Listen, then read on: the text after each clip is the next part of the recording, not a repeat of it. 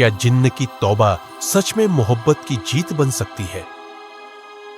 पाकिस्तान के एक दूर दराज इलाके में, जहां पहाड़ों की चोटियां बादलों को छूने की कोशिश कर रही थी और चश्मे का पानी चांदी की तरह चमकता था, एक छोटा सा गांव बसा था जिसे खापलू कहा जाता था।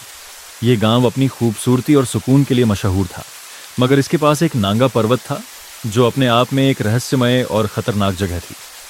नांगा पर्वत का नाम ही डर और शौर का इजहार करता था।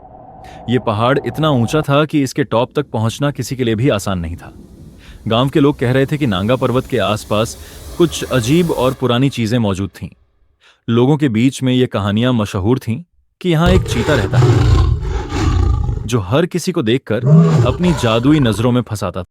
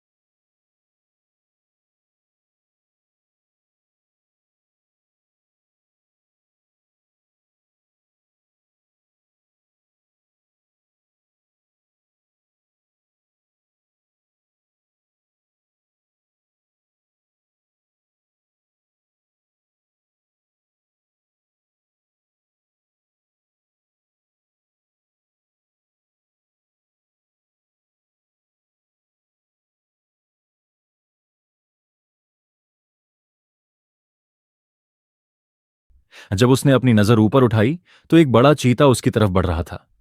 उसके शिकारी की आंखें चमक रही थीं जैसे दो सितारे, और उसकी चमकदार काली त्वचा का रंग चांद की रोशनी में दिख रहा था। सादफ का जिस्म कांप रहा था, लेकिन उसने अपनी हिम्मत को जमा करके कहा, मैं अपने वालिद के लिए पानी लेने आई थी, मुझे जाने दो।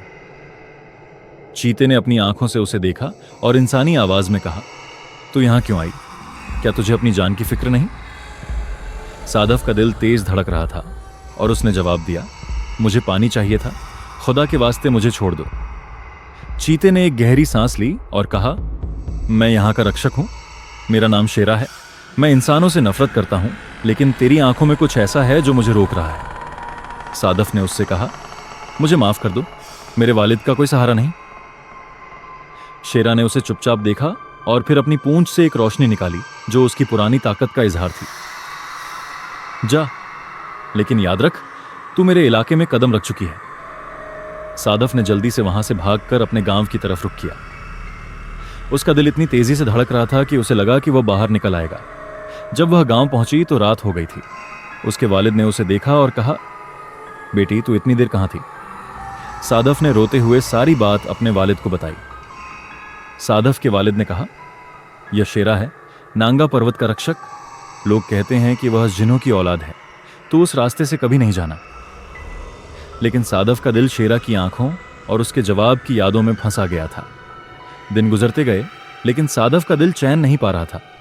उसकी आंखों में शेरा की तस्वीर थी, उसकी आवाज, उसकी आंखों की चमक, सब कुछ उसके जहन में बस गया था। सादफ अपने दिल के इस खौफनाक जज्बात से छुटकारा पाना चाहती थी।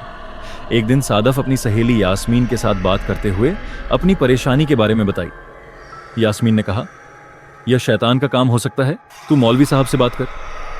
अगले दिन सादफ गांव के मौलवी साहब के पास गई। मौलवी साहब की उम्र 70 के करीब थी और उनकी आंखों में एक गहराई थी। सादफ ने सारी बात बताई। मौलवी साहब ने गहरी सांस ली और कहा, बेटी, यह कोई आम जानवर नहीं, यह एक जिन्न हो सकता है जो अपने जादू से इंसान को अपने जालों में फंसा देता है। अगर तू अल्लाह की मदद मांगती है तो इसका इलाज हो सकता है। तुम्हें अपने दिल को काबू में करना होगा। सादफ ने मौलवी साहब की बात सुनी और उसने सोचा, अगर अल्लाह की मदद मिलती है तो यह सब कुछ ठीक हो सकता है। उस दिन के बाद सादफ ने हमेशा अल्लाह से मदद मांगना शुरू कर दिया, अपने दिल को शांति देने की कोशिश की। कुछ दिन बाद जब चांद अपनी पूरी रोशनी से गांव पर पड़ रहा था, सादफ को फिर वही सरसराहट सुनाई दी। इस बार उसने देखा कि शेरा वापस आया था। उसके चेहरे पर पहले से ज्यादा उदासी थी, उसकी आंखों में दर्द था, लेकिन वह सादफ के पास आकर खड़ा हो गया। शेरा ने कहा, सादफ, मैंने अपने अंदर एक तब्दीली महसूस की है। मैं अपने जिन्न होने का खात्मा करना चाहता हूं। मैं इंसान बनना चाहता हूं, बस तुम्हारी मोहब्बत की वजह से। मैं अपनी पुरानी जिंदगी को छोड़कर एक नई जिंदगी की शुरुआत करना चाहता हूं, लेकिन मुझे इस रास्ते में बहुत मुश्किलों का सामना करना होगा। सादफ का दिल टूट गया। उसने कहा, शेरा, तुम्हारे लिए अपनी जिंदगी को दांव पर लगाना ठीक नहीं है। मैं तुमसे बहुत प्यार करती हूं, लेकिन यह सब खतरा हो सकता है। तुम इंसान की तरह नहीं हो, हमारे रास्ते अलग हैं। शेरा ने गमगीन आवाज में कहा, सादफ, तुमने मेरी जिंदगी बदल दी है, लेकिन मैं अपने हक में जो कुछ करना चाहता हूं उसे कभी नहीं छोड़ सकता। अल्लाह का हुक्म है, और अगर उसने मेरी तौबा को कबूल किया तो मैं इंसान बन जाऊंगा, अगर नहीं तो मुझे तुमसे दूर जाना पड़ेगा। सादफ ने अपनी दुआ में कहा, या अल्लाह, मेरे दिल की शिद्दत को समझ। अगर शेरा सच में अपनी तौबा के साथ मेरे साथ रहना चाहता है तो उसे अपनी जिंदगी का नया रास्ता दे। अगर यह गलत है तो मेरे दिल को शांति दे। कुछ दिन बाद एक दिन जब सादफ अपने घर के अंदर थी, उसने देखा कि शेरा इंसान की शक्ल में वापस आ गया।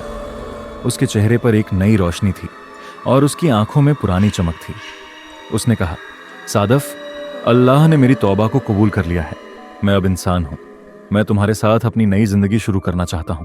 सादफ और शेरा ने एक नए रास्ते की तरफ कदम बढ़ाया। सादफ के वालिद ने उन्हें अपनी दुआ दी और गांव वालों ने भी उन्हें अपना लिया। कुछ महीने बाद सादफ और शेरा की शादी हो गई। गांव में हर शख्स खुश था और लोग कहते थे कि यह एक चमत्कार था। शादी के बाद एक रात जब सादफ और शेरा अपने घर की छत पर बैठे थे, सादफ ने शेरा से कहा,